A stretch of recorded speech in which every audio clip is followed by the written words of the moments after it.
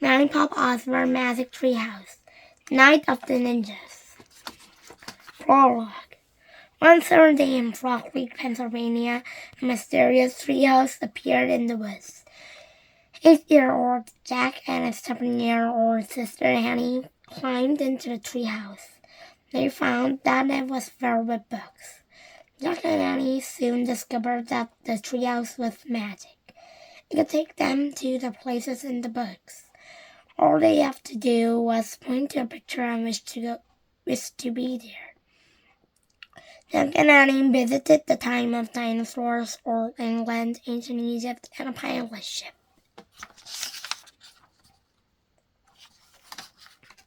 Along the way, they discovered that the treehouse belonged to Morgan Le Fay. Morgan was a magical librarian from the time of King Arthur. She traveled through time and space, gathering books. Jack and Annie are about to start a whole new adventure in Night of the Ninjas. Chapter 1. Back into the Woods. Let's look again, Jack, said Annie. Jack and Annie were walking home from the library. The path went right by the Frog Creek woods. Jack sighed. We looked this morning, he said. We looked the day before, and that the day before that. Then you don't have to come, said Annie. I'll go look by myself. She took off into the woods. Annie, wait, Jack called. It's almost dark. We have to get home. But Annie had disappeared among the trees. Jack stared at the woods. He was starting to lose hope. Maybe he would never see Morgan again. Weeks had passed, and there had not been one sign of Morgan Le Fay, nor had there been one sign of her magic treehouse. Jack! Annie called from the woods. It's back! Oh, she's just pretending as usual, Jack thought. But his heart started to race. Hurry! Called Annie. She better not be kidding, said Jack. He took off into the woods to find Annie. Night was falling fast. Crickets chirped loudly. It was hard to see through the shadows. Annie! Jack shouted. Here, she called. Jack kept walking. Here, where? He called back. Here! Annie's voice came from above. Jack looked up. Oh, man, he breathed. Annie waved from the window of a treehouse.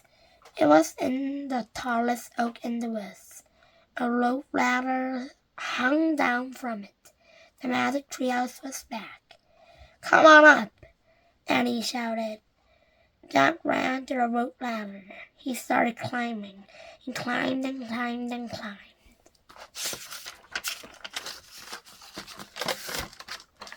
As he climbed, he looked out over the woods. High above the treetops was still light. At last, Jack pulled himself into the treehouse. Annie sat in the shadows. Books were scattered everywhere. On the floor, the letter M glowed in the dim light. The M stood for Morgan Le Fay, but there was no sign of Morgan herself. I wonder where Morgan is, said Jack. Maybe she went to the library to get some more books, said Annie.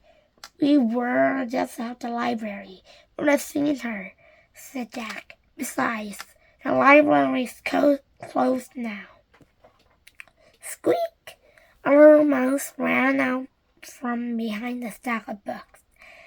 It ran to the hem shining in the floor. Yikes, said Annie. The mouse sat on the middle of the M and looked up at Jack and Annie. Oh, it's so cute, Annie said.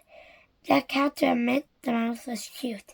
It has dark and bright fur and big dark eyes. Annie slowly reached out her hand. The mouse didn't move, and he patted his tiny head.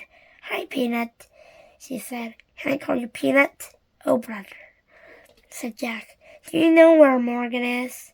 Annie asked the mouse. "Squeak!" "Or not, Annie," said Jack. "Just because the mouse is in the treehouse doesn't mean it's magic. It's a plain old mouse that crawled in, that's all."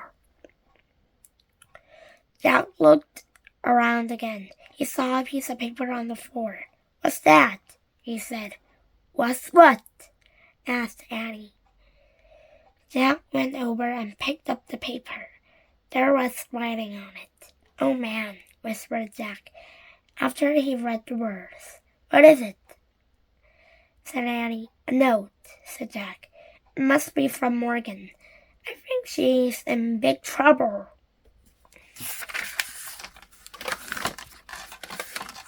The Open Book. Chapter 2. The Open Book. Jack showed Annie the piece of paper. It said, "Help me. Under a spell. Find 4 things." "Oh, no," said Annie. "We have to help her. But what's a fin?" "Maybe she was trying to write things," said Jack.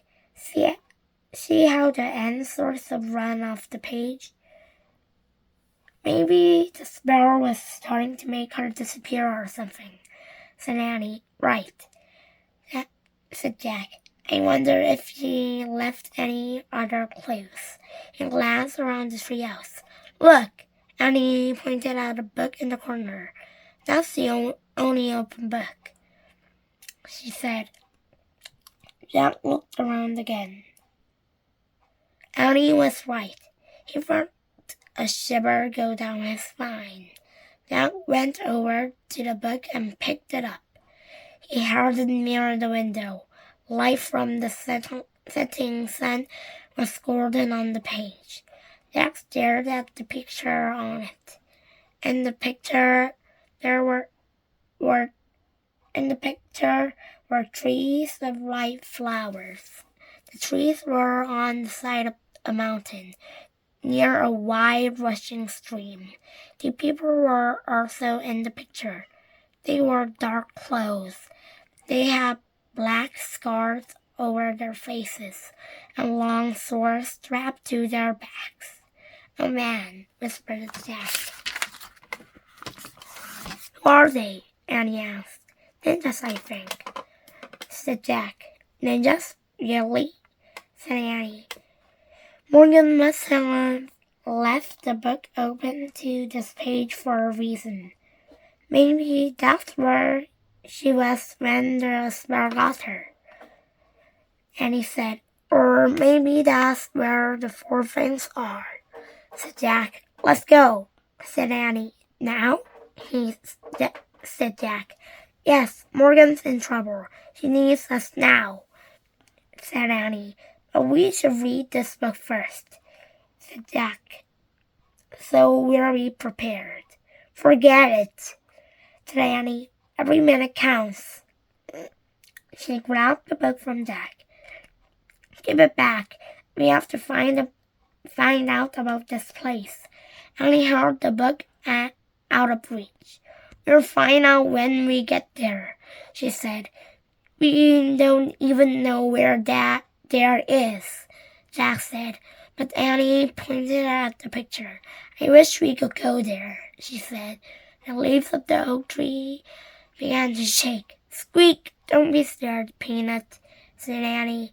She scooped up the mouse. Then she put it in the pouch of her sweatshirt. The wind began to blow. It blew harder and harder. The treehouse started to spin, faster and faster. Jack squeezed his eyes shut. Then everything was still, absolutely still, except for the sound of rushing water. Chapter 3. Hey, hi! Jack opened his eyes. Annie was already looking out the window. The mouse peeked out of her pouch. Jack looked out the window too. The air was fresh and cool. The treehouse was in a tree with white flowers. The tree was in a grove of trees on the side of a mountain. Nearby, a wild stream rushed downhill. Two ninjas were standing on rocks near the water. They were staring at the valley below. One ninja was tall, the other was short. They wore black pants and shirts. They had black scarves around their heads, and swords strapped to their backs. It was exactly like the picture in the book. Jack crouched below the window. "Be careful," he whispered. "Don't let them see you." "Why not?" Annie whispered back. "They might think we're some kind of enemy," said Jack quietly. Annie crouched beside him. Jack pushed his glasses into place. Now he was going to look at the ninja book. He picked up the book. He turned to the beginning. He read, "Very little is known about the shadowy warriors called ninjas. Historians believe that ninjas lived in Japan between the 14th and 17th centuries. Both men and women were ninjas. Sometimes they fought to protect their families. Sometimes warlords hired them to be spies." "Wow," whispered Jack. "We're in Japan hundreds of years ago." Jack opened his backpack. He pulled out his notebook and pencil. He liked to take notes. He wrote, "Ninjas were warriors in old Japan." "Jack," whispered Danny, "they're looking up. I think they know we're here." Jack peeked over the windowsill. His eyes met the dark eyes of the tall ninja. "Hi!" the ninja cried. He dashed towards the tree. The other ninja followed. "Oh no," said Danny. "We've got to go," Jack said. "Where's the Pennsylvania book?" He and Annie looked around wildly. But where was the book about Pennsylvania? It had the picture of the Frog Creek was in it. Jack and Annie couldn't get home without it. "It's not anywhere," cried Annie. "We got to do something fast," said Jack. "Pull up the ladder." He and Annie grabbed the top of the rope ladder. They pulled the ladder into the treehouse, but the tall ninja leaped at the tree trunk. Then he started climbing up the tree. The short ninja followed. They climbed just like cats. Jack and Annie huddled in the corner. The ninjas climbed into the treehouse. Neither one made a sound. Chapter 4. Captured. The ninjas pulled iron bands off their hands. The bands had spikes like claws on them. "That's how they climbed the tree," and he whispered to Jack.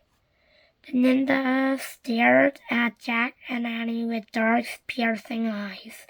The rest of their faces were covered by their scarves.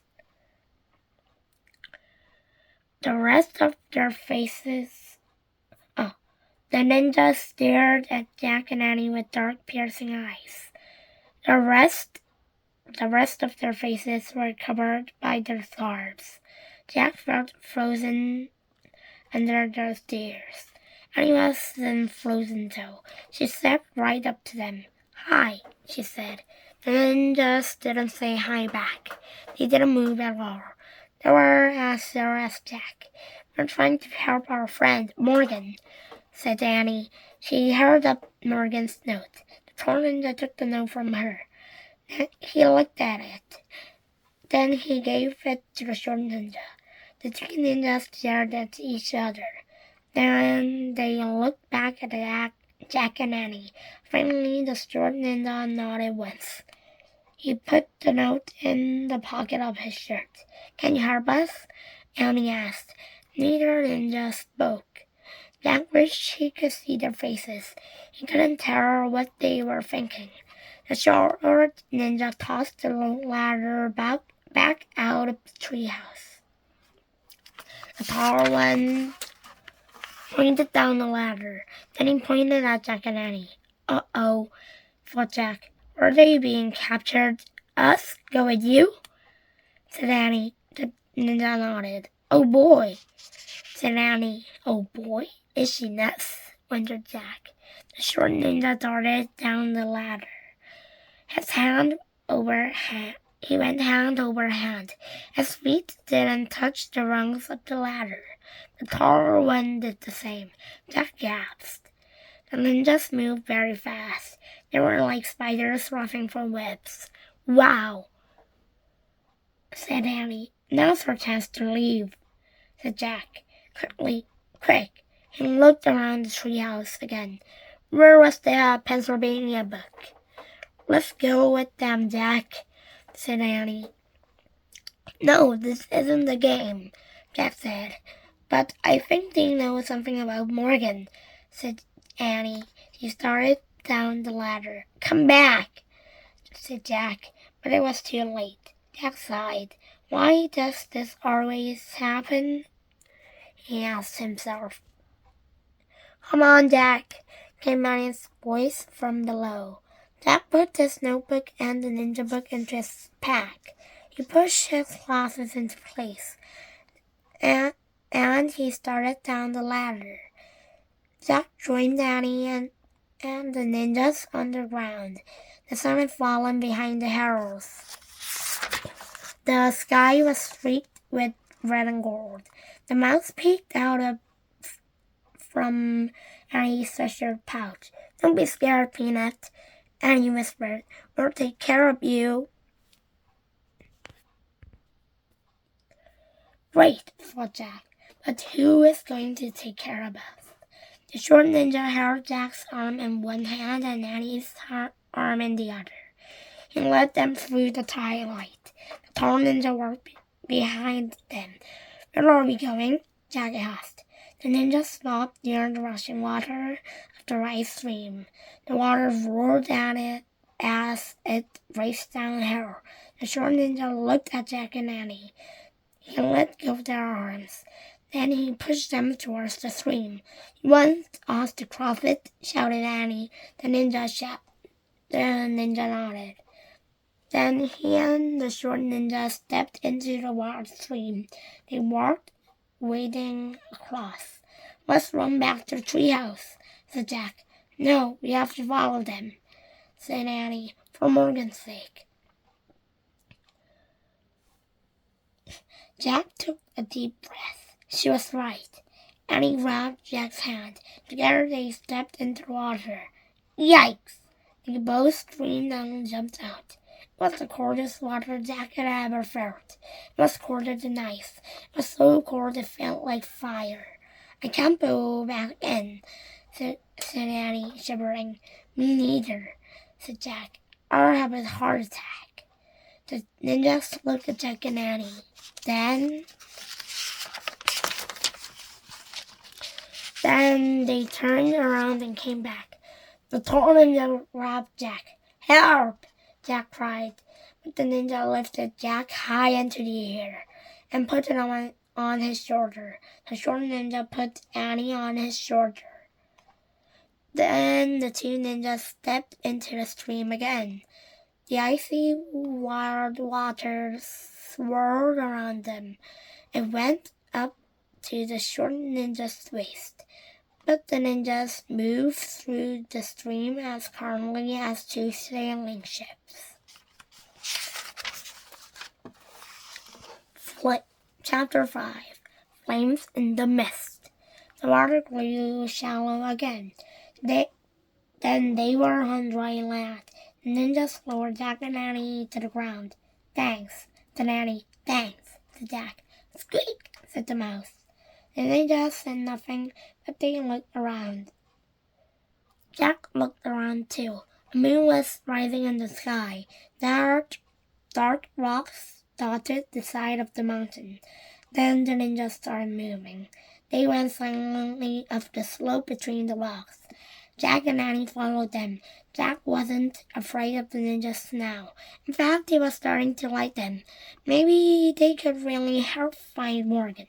The ninjas moved silently, but Jack and Annie made plenty of noise.